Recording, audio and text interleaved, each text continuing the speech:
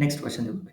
अभी यहाँ पे क्या करना है, if the sum of all the solutions of the equation 8 cos x into cos pi by 6 plus x into cos pi by 6 minus x minus 1 by 2 equal to 1 in 0 pi is k pi, then find the value of k, find the value of k बोला है तो k की value find करेंगे। देखो अभी इसका solution, the given equation क्या दिया है, ये गिवन दिया है, clear.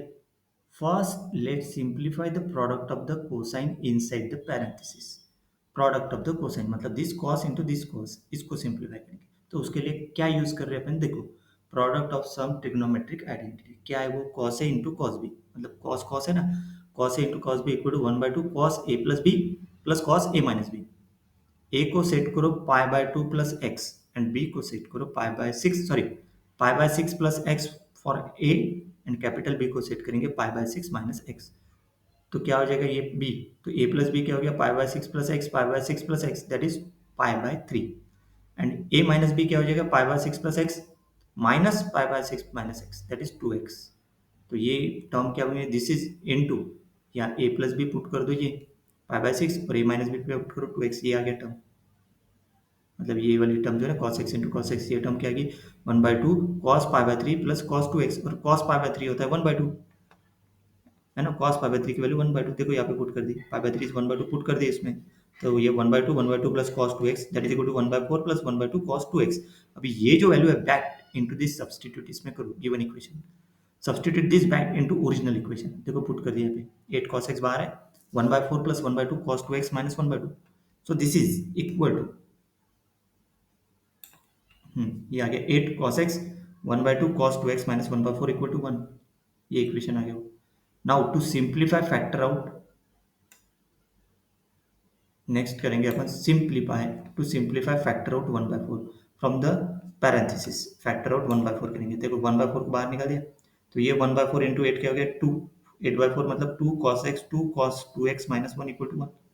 Next we use the double angle identity, तो cos 2x क्या होता है 2 cos square x माइनस 1, तो इसमें पुट कर दो cos 2x की जगह, देखो 2 cos x 2 into 2 cos square x minus 1 equal to 1, तो 2 cos x ये हो गया 4 cos square x minus 2 minus 1 equal to 1। 2 cos x क्या होता है 4, मतलब ये होता है 4 cos square x minus 3, 2 minus 1 3 equal to 1।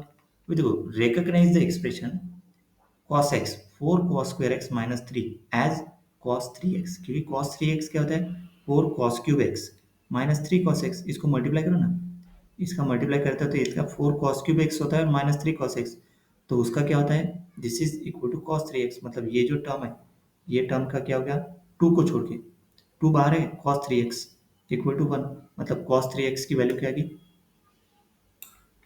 cos 3x is 1/2, clear है, cos 3x is 1/2, cos 3x 1/2 आ गया। अब यही फाइंड करना है इसमें, cos 3x 1/2 आ गया। We need to find all solution for x in the interval 0 to pi, क्योंकि इस एग्जांपल में क्या दिया 0 टू पाई के बीच में, इन 0 टू पाई इस क्या दिया k पाई, मतलब if the sum of all the solution in this equation in 0 to pi is k pi, then find the value of k बोला है।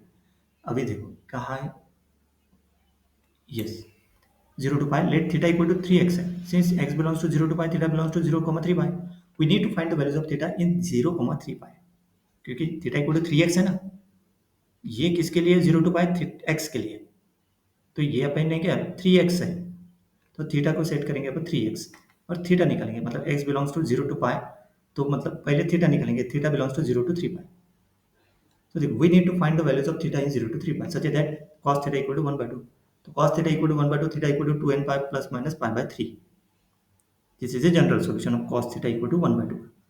Let least the value of theta in the interval 0 to 3 pi, पहले put करेंगे n equal to 0, n equal to 0 put किया तो क्या था theta equal to pi by 3, so pi by 3 is in the interval 0 to 3 pi।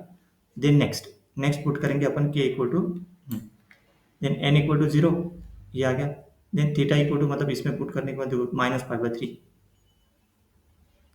है ना, एक बार प्लस एक बार माइनस, तो plus pi by 3 minus pi by 3, this is not in the interval क्योंकि 0 to 3 pi minus pi by 3, then n equal to 1 put करेंगे तो पाई थीटा क्या आएगा 7 pi by 3, yes this is in the interval, then minus put करेंगे यहाँ पे plus minus 5 pi by 3 आता है, this is in again in interval, then n equal to 2 put किया तो 13 pi by 3, this is not in the interval 0 to 3 pi outside, और minus लिया तो 11 pi by 3, this is again not, है ना 11 bye 3 मतलब नहीं क्या कितना आता है वो 3 3 के ऊपर, है ना. This is not in interval.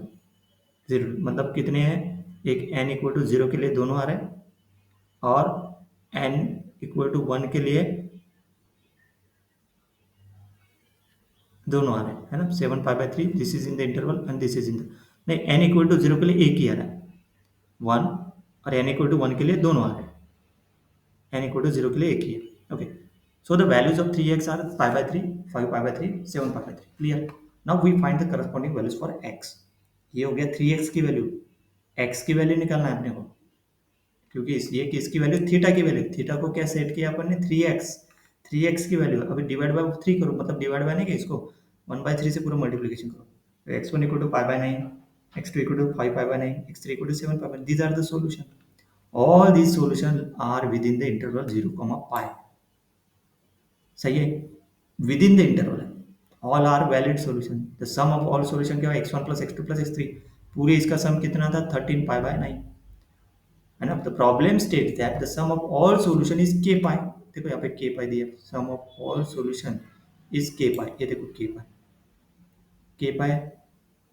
So therefore find the value of k. तो कंपेयर करो, k pi equal to 13 pi by 9, that is k equal to 13 by 9 is the final answer. Next.